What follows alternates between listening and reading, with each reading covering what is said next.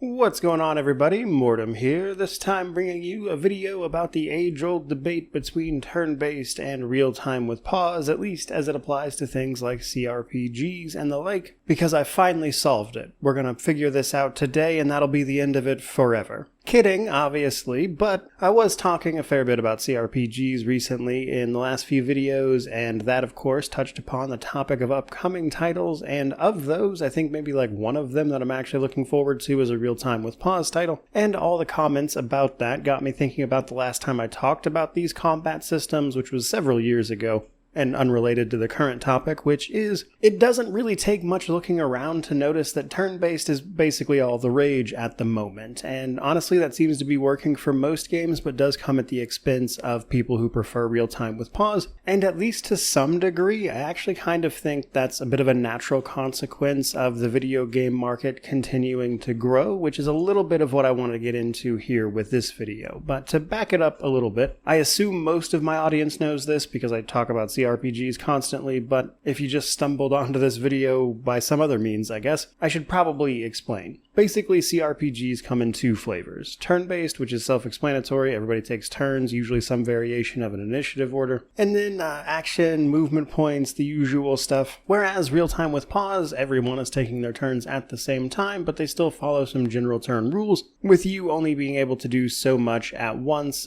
usually there being some sort of like recovery time, that kind of thing, in between actions, that kind of stuff. With, of course, the ability to pause and give your characters commands. Now, the funny thing is I've been covering these games for so long that this is, if I'm being very honest about my own perspective, not something that I care about anymore. Whether a game is turn-based or real-time with pause is honestly next to meaningless to me. I enjoy both, I can play both, I like them pretty well equally, to be honest, but I do have one strong opinion about each one of them, which is about their own inherent strengths and flaws. You see, if I'm playing a turn-based game, what I really appreciate is if something has been done to speed those battles up, if they are large in scope, because after a certain point of a certain number of enemies, or even just characters in general on the screen, some of those turns are going to take a while, and I really don't want to spend an hour and a half doing a single fight, if that can at all be sped up. And honestly, games have progressed in that front a lot. In fact, just to make the easy example, as always,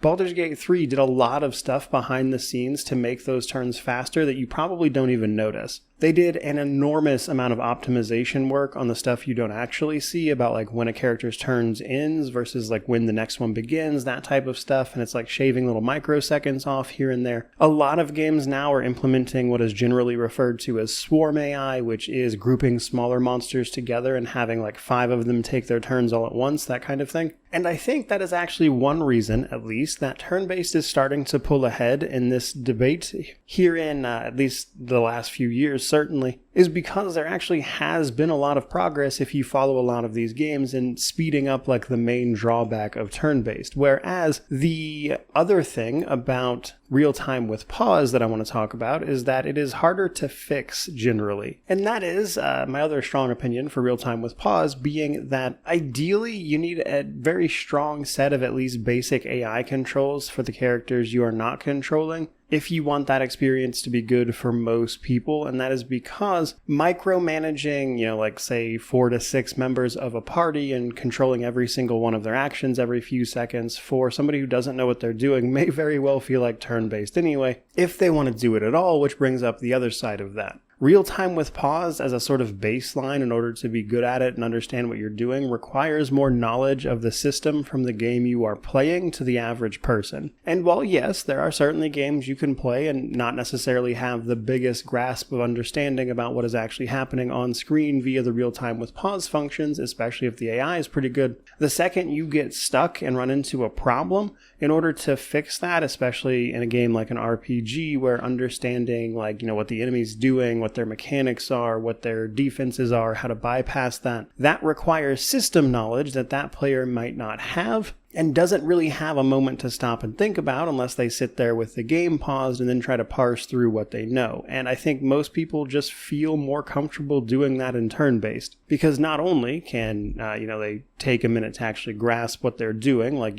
pausing it in real time with pause, they know that when that turn is over, there's not a million things that are going to happen all at once that they may not understand. It's going to just go to the next person's turn and they can follow along easier. And I think if you don't necessarily know what you're looking at system-wise, that's probably going to be easier for you. And as CRPGs start to gain more and more recognition through word of mouth and first-hand experience from more and more people playing video games generally, you start to then bring in people who might not have necessarily spent, 10 to 20 hours, let's say in some cases, learning a system outside of the game itself. And again, I think for those people specifically, turn-based is probably going to be a better onboarding tool until they gain system mastery, which is why I appreciate games like Wrath of the Righteous that have both options, at least for myself, but it doesn't really change the fact that right now, turn-based really seems to be where everybody wants to be. Real-time with pause is a bit of a rare bird these days, and while I think it may well oscillate back to real-time with pause being popular again, as I think more and more people get comfortable with these systems and stuff, I think when everything's turn-based, eventually somebody's going to want to stand out by making something real-time with pause, as an example. And because of that, this is one of those things where I think no one will ever be 100% happy with it, because even in games that have both options, like the first thing you're going to see when people do that is they would prefer combat encounters be tailored for one combat system versus another, whereas I kind of feel the opposite. I actually like being able to turn on real-time with pause for the really quick sort of trash fights that I don't have to pay too much attention to, and then turn-based on for things that are a little more intensive and I need to follow along a little more closely.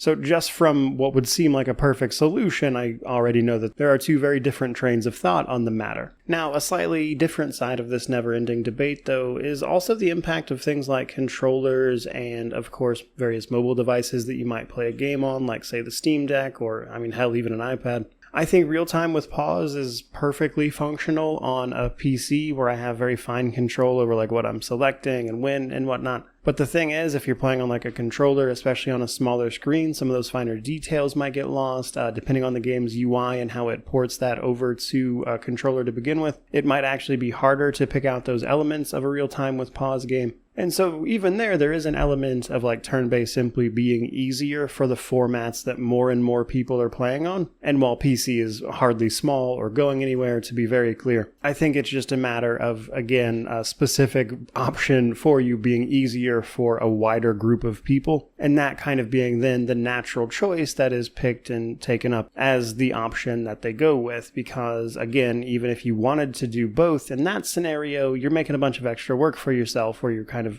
doing two systems at once. And even the games that have done that previously, like Wrath of the Righteous, which I've already referenced, went back to just a single system pretty much immediately with Rogue Trader. They only did turn-based that time around. So to sort of start wrapping up these thoughts of mine, obviously turn-based has always been a thing, especially in the sort of sister genre like CRPGs that have pretty much always been tactical games. If anything, real-time with pause has always been extraordinarily rare over there, but we're seeing turn-based happen to CRPGs much, much more often, and in my opinion at least, a big chunk of that is just because as that space continues to grow, turn-based is less demanding for a bigger group of people, and reality is even most of the people who are diehard fans are also okay with turn-based because a lot of the games they play have turn-based, which is making real-time with pause a bit of a niche within a niche at this point. But even still, in spite of that, I think both of these have their pros and cons. I think real-time with pause has its place, especially in CRPGs, and I don't think that's ever going to fully go away.